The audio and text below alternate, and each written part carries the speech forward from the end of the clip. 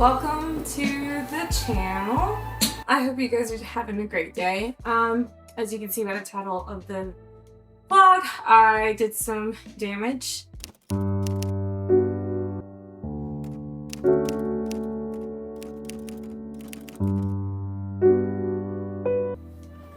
Hello. Happy New Year. I'm excited to share what I bought with you on the last day of 2023. So it does not count for this year. Yeah. Ugh, that hurts. Okay. Alright. So the first thing that I got was the George Orwell 1984 graphic novel. This one was $10.99 when it was originally $22. So it says war is peace, freedom is slavery, ignorance is strength. It's such a classic. I thought that it was just a cool way of having like my little sister who's 11 currently be able to read a little bit more of a classic now that she's heading into middle school. I think this is what we read in middle school or during high school, I can't remember, but just for her to be able to like grasp it a little bit better because she likes artwork. When I was looking at this, there was a message on the back here. And it says, Ian Poulter will win the 2024 Masters. I am a golfer and I'm a huge McIlroy fan, so we'll see if this actually comes true. I'm at Pins, and I just thought it was really funny that some sort of like prediction has already happened for 2024. So there we go. The next thing that I got that I'm currently reading, the Wreck the Holidays. This was $9.49 as opposed to the $18.99 you would get it anywhere else. This is my first Tessa Bailey book that I'm gonna be reading. It's supposed to be like rom-com. I'm assuming. I'm already 120 pages in out of 351. So right now it's about two kids, like a boy and a girl, each mothered by two different members of a specific rock band that was done in this fictional 80s, 90s era. And it immediately like starts with the girl, Melody, and the guy's named Beat, who's devastatingly handsome, and she's one of those underrated, she's all that, you know, it's kind of like one of those kind of stories. So Melody Gallard may be the daughter of music royalty, but her world is far from glamorous. She spends her days restoring old books and avoiding the limelight. One awkward tabloid photo was enough, thanks. But when a producer offers her a lot of money to reunite her mother's band on live TV, Mel begins to wonder if it's time to rattle the cage, shake up her quiet life, and see him again, the only other person who could wrangle the rock and roll divas. Beat Dawkins, the lead singer's son, is Melody's opposite. The camera loves him. He could charm the pants off of anyone, and his mom is not a potential cult leader. Still, they might have been best friends, if not the legendary feud that broke up the band. When they met as teenagers, Mel felt an instant spark. It's nothing compared to the wild, intense attraction that builds as they embark on a madcap mission to convince their mothers to perform one last show. Beat Dawkins, he's kind of in the pickle, and he's agreeing to an outrageous offer from a TV producer, but he's very protective of Mel. They have not been in contact since that one time they met, and for some reason he just feels super protective of her. And I really like that aspect, but apparently he has two deep dark secrets, and I'm just along for the ride. So the next thing that I bought was the Ravensong by TJ Klune. This is originally $29.99 and I got it for $14.99. So I love TJ Klune. In the Live of Puppets I've read, and he's got 4 others. So it's number 2 out of the 4. It starts off with Wolf Song, it's Ravensong, then Heart Song, then Brother Song. And it says, for the longest time I didn't care. I wanted nothing to do with the packs and wolves and alphas or magic. When Ox had let spill that the Bennetts were back in Green Creek, my first thought was Mark and Mark and Mark. So TJ Klune wrote House in the Cerulean Sea and Under the Whispering Door, and I loved the writing style, so I am excited to read both Wolfsong, Ravensong, with all of these. So I'm going to pick up whatever he writes just because I really like his style. And then it also says the Bennett family has a secret. They're not just a family, they're a pack. The next thing that I got was Leviathan Falls by James S.A. Corey.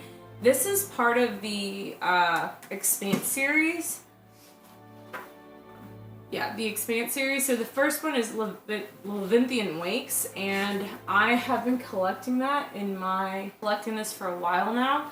So I haven't gotten to it. It's just whenever I see a good deal with these books, I'm gonna grab it. So like this one was originally $30, but I got it for $14.99. So it's about, this is how it ends. Leviathan Falls is the explosive final novel in the New York Times bestselling and Hugo Award-winning Expanse series. So that's now a major TV. So I've watched The Expanse, and I just thought I'd pick up the books just because it has a little bit more world building into it. I like the politics of it, and I am excited to read this and then rewatch the show and see if which one I like better, you know? So the next thing that I got was the Richard Osman, The Man Who Died Twice, and The Bullet That Missed. This is the second and third. Okay, yeah, this is the sequel to the Thursday Murder Club. So the third one.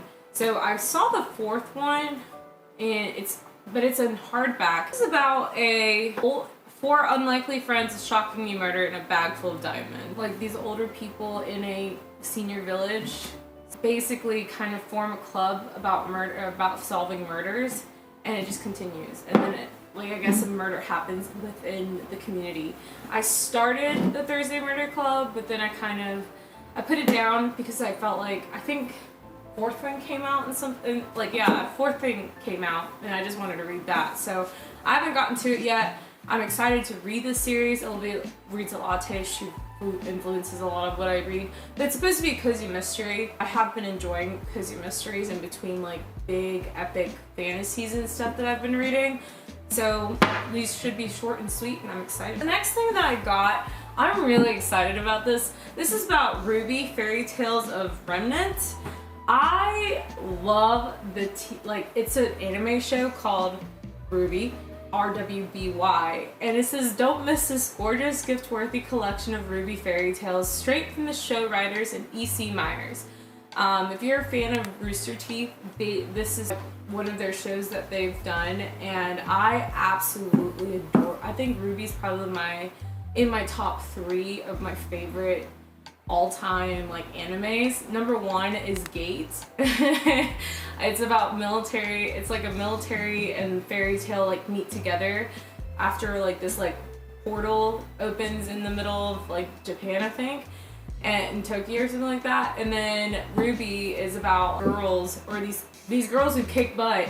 And I'm gonna re-watch the series. I want to read this and then re-watch the series because I absolutely adore it. I think my third one has to be, I want to say something really cool and stuff. I've got is called Gemina, the Illuminae Files.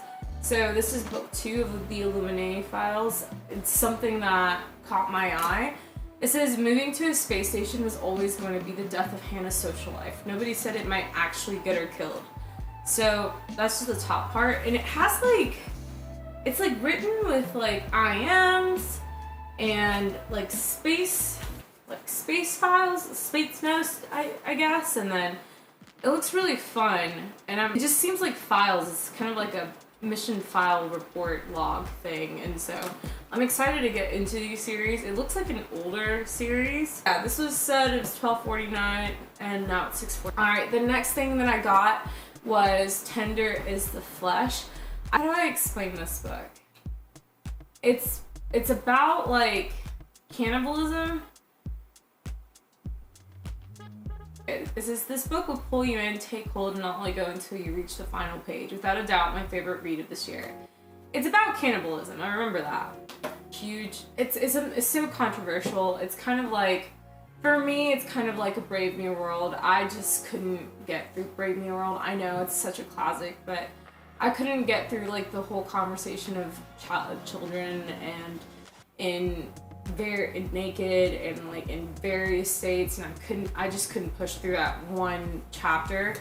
And same thing with like Stephen King's It. I couldn't get, like, I couldn't go through what happened in the bottom of that sewer. Like, I just can't. And so I'm not a horror reader, really. I'm more of a mystery thriller. Even thriller is kind of like boring to me to read, but like murder mystery I do like, but just not horror. I think horror for me is just kind of like, what was it that I read? It's someone about puppets, and I just did not like that one. Like, it's supposed to be a scary movie, horror, whatever. I did not like it. So the next thing I got is Max Brooks' Devolution. It's a first-hand account of the Rainier Sasquatch Massacre.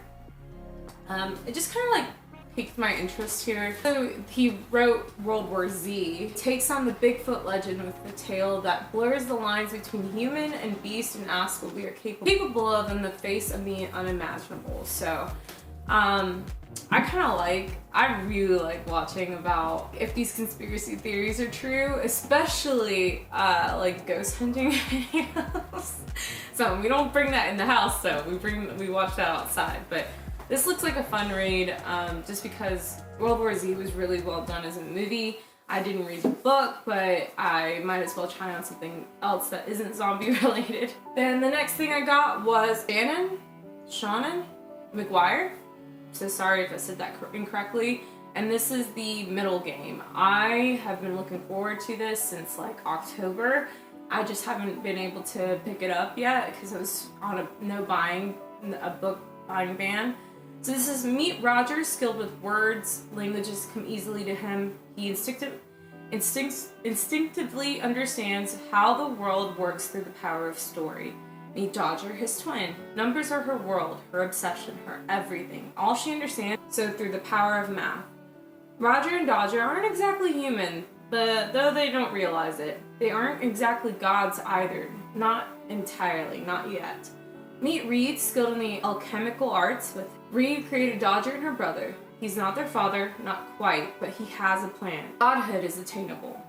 Pray it isn't attained. Part of the 30 best fantasy novels of the decade. So the next thing I got was The Justice of Kings by Richard Swan, and this is the first book in the Empire of the Wolf series. I love this illustration. It looks so cool. It just says no man is above the law. It kind of gives like Game of Thrones vibes to me. And so it says, from a major new voice in epic fantasy, The Justice of Kings introduces Sir Conrad von Velt, an emperor's justice who is a detective, judge, and executioner all in one. But these are dangerous times to be a justice. The Empire of the Wolf simmers with unrest. Rebels, heretics, and powerful patricians all challenge the power of the imperial throne. Only the order of justices stand in the way of chaos. Sir Conrad von Valt is the most feared justice of all, upholding the law by way of his sharp mind, arcane powers, and skill as a swordsman. At his side stands Helena Sedanka, his talented protege, orphaned by the wars that forged the empire. When the pair investigates the murder of a provincial aristocrat, they unearth a conspiracy that stretches to the very top of imperial society. As the stakes rise and become ever more personal, Von Valt and Helena must make a choice. Will they abandon the laws they've sworn to uphold in order to protect the empire? So my favorite podcast is Noble Blood, and I just love anything that has to deal with like what happens with kings and queens, anybody who thinks they're above the law. So this will be a great read. This is all out of order, by the way. Maybe I should have mentioned that. But yeah. So another one part is I got Cibola Burn Cibola Burn, I don't know how to say it, by James A. Corey. This is book number 4 of the Expanse series. So I just really like I'm not a huge orange person, but I'm digging it with these books. I'm excited for this book solely because I got it in the style that I absolutely adore, which is kind of like what art books I feel I should be feeling, or like manuscripts or whatever. But this is The Empire of the Vampire. This is book 1 of it by Jay Kristoff. It has been 27 long years since the last sunrise. For nearly 3 decades, vampires have waged war against humanity, building their eternal empire even as they tear down our own. Now, only a few tiny sparks of light endure in a sea of darkness. Gabriel de Leon is a silver saint, a member of a holy brotherhood dedicated to defending realm and church from the creatures of the night. But even the Silver Order, once daylight failed us, and now only Gabriel remains. Imprisoned by the very monsters he vowed to destroy, the last Silver Saint is forced to tell his story. A story of legendary battles and forbidden love, of faith lost and friendships won, of the wars of the blood, and forever king in the quest for humanity's last remaining hope, the Holy Grail. So I'm excited. I hope to keep finding the editions just because, I just love floppy books. So I have been kind of on a kick about these. Should I be getting them in Kindle? Should I be getting in KU? Or should I just get them as books? This one, I just love how I really like the artwork. So this was Do Your Worst by Rosie Dayton, who's the author of The Roommate. I haven't read that. It says break curses, not hearts. And I love this art style, really. This is sparks fly when an occult expert and a disgraced archaeologist becomes enemies with benefits in this steamy romance from go-to author Rosie Dayton. So Riley Rhodes finally has a chance to turn her family's knack for the supernatural into a legitimate business when she's hired to break the curse of the infamous Scottish castle. Used to work alone in her alienating occupation, she's pleasantly surprised to meet a handsome stranger upon arrival, until he tries to get her fired. Fresh off a professional scandal, Clark Edgeworth can't allow a self-proclaimed curse breaker to threaten his last chance for redemption. After he fails to get Riley kicked off his survey site, he vows to avoid her. Unfortunately for him, Riley expects the curse to do her dirty work by driving Clark away, but instead they keep finding themselves in close proximity. Too close, turns out. Too close.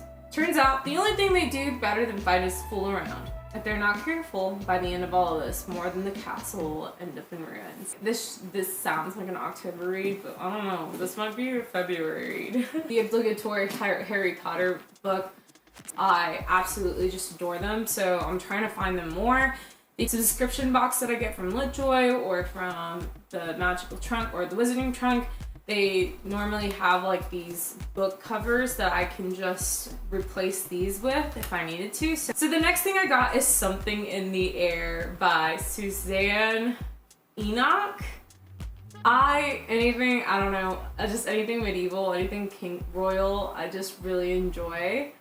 Sorry, there's like flipped. Yeah. This one was $6.99 as opposed to $16.99. So smart, capable heiress Emmeline Pershing will do anything to keep her beloved home. And all it takes is an arranged marriage and a teeny white lie to fulfill her family's silly inheritance rules. So Emmeline and William Pershing have enjoyed a perfectly convenient marriage for 8 years. The relationship is a seamless blend of their talent and goals.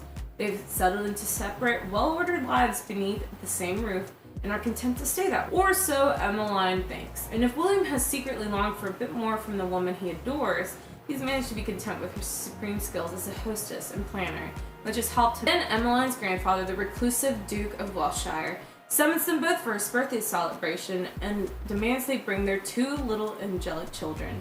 William is stunned to discover that his very proper wife invented not 1, but 2 heirs to fulfill the agreement for living at Winover Hall. What could go wrong?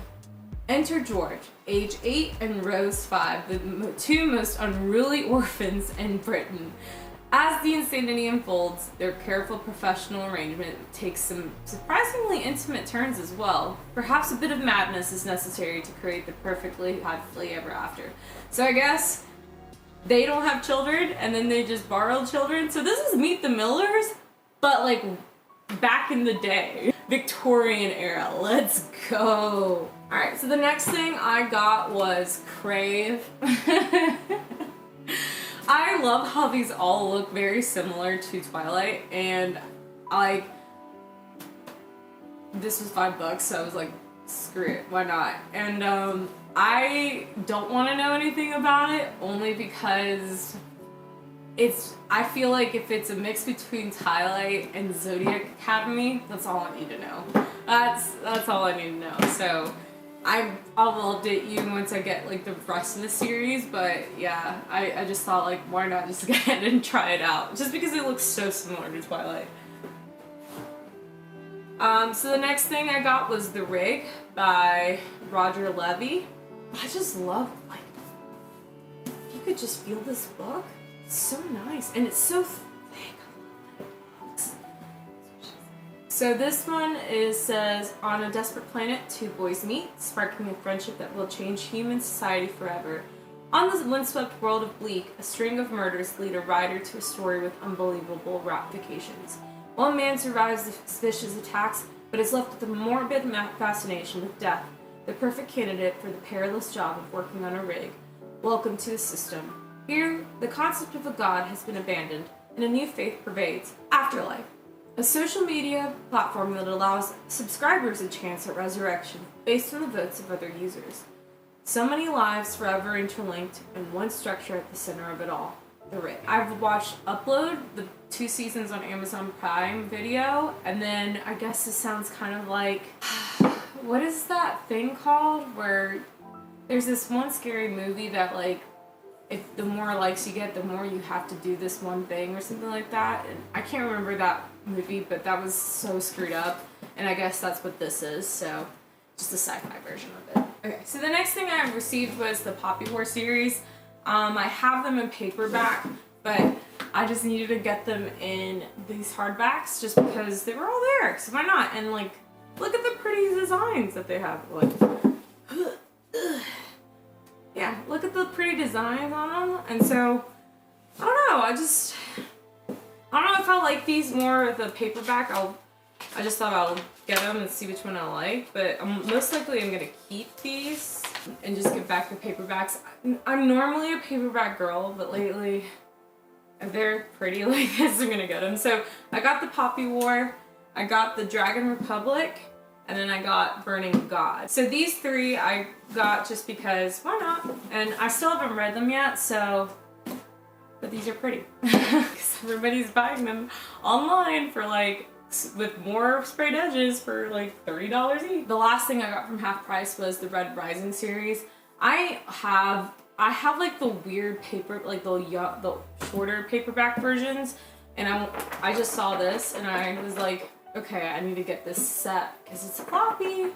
And I read the first book a long time ago. I met Pierce Brown actually at Dragon Con, and he gave me the first book for free and signed it, and then I gave it away to an ex-boyfriend. I'm an idiot now because that could have been sold for something, but yeah, it's because it was like one of his first copies that he gave out, and I'm like, dang it!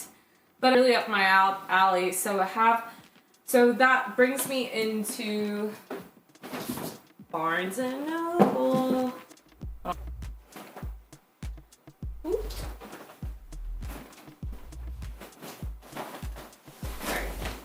So got the next 2, which was Golden Sun, right? Yeah, Golden Sun, and then Morning Star. And I was gonna go and grab the other one, the like, golly, I can't think of it today. Iron Gold and Dark Age, but they're not like this, so I'm gonna try to find this version of all the next 2, and if I find them, great. If I'm not, then I'm gonna have to have not a complete set. I really hate that they keep changing the format and the covers on these, like if you're gonna come out with a new one, keep them the same. Keep them the same, just so we can have that option to have them all the same. And then you can print out different editions afterwards, but just like keep them the same. There's a reason why we like them that way. Anyways, and then the next 2 I got was Her Majesty's Coven and the Shadow Cabinet. And again, I really like these like paperbacks that are like floppy. So this is from Juno Dawson. She's been around everywhere. Olivia Reads a Latte really influenced me on getting these, so I'm excited to read them this year. But I got this one is buy one get one half off, and so these I did buy. I do have the, what's it called? the membership. And then the last thing that I got was because my sister and I collect these Art of books. I got the Art of Wish. We watched Wish like a week and a half ago. Me and my little sister, so my two younger sisters, one's 28 and their one is 11, and they really enjoyed it. So I did too. I liked it. I mean, Chris Pine was the villain, and there's no way I could not like Chris Pine in it. But I liked the storyline. It was better than Soul, and it was better than a lot of the things that they've come out with. I don't know. I liked it. I think that I need to watch it a couple more times for me to be like, ooh, I love it, you know? But I enjoyed it, and so we just got this. I surprised my little sister with this for Christmas, a late Christmas present, so got it. So that was everything that I got at both Half Price Books and Barnes & Noble. Typically do try to go to a lot of like independent bookstores as well, but we just kind of we got some money to spend, and we just spent a lot of money on books we shouldn't have. But again, that was 2023, that wasn't 2024. So we're starting off on a great note this year. So I will update you whatever I end up reading. I think this is the last little bit of books I'm going to be buying up until like new releases come out, because Sarah J. Maas's House of Earth and Blood's third book, but I'm gonna post it up there. That one's coming out this month, so I'll probably end up grabbing that sometime soon. And then, and so I kind of want to read all those books before I do anything else after I read this. But I'm gonna be trying to read, the goal is 5 books every month.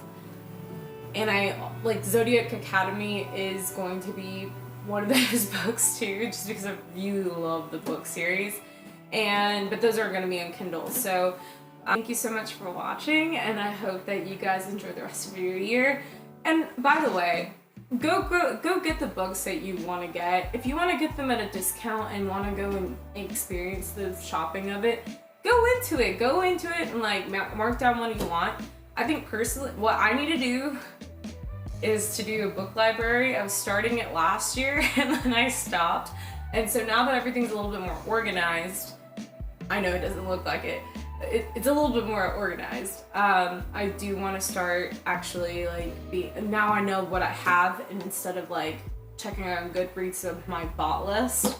So yeah, but that's a great segue. Follow me on Goodreads. Follow me on my Instagram if you would like. And again, thank you so much for stopping in and watching me just cry over the amount of books that I bought and how much my wallet hurts. So have a great year. Oh wait, please come back.